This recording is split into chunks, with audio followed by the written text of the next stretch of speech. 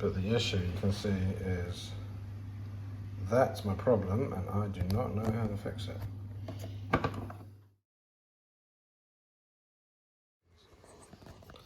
So this was the hardest bit to get off. I just basically had to yank it off, pretty much like the other side.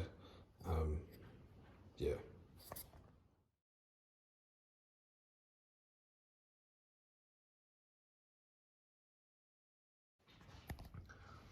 A bit of a fail trying to fix this thing.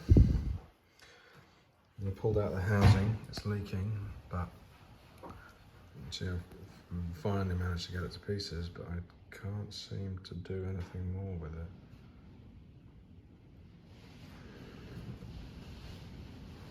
Looks like those bits will come out, but I managed to make that happen. And this is the inside here. Possibly those O-rings are a problem. Don't know. There's a bit of a mission, but in theory, it all goes back together. We'll see.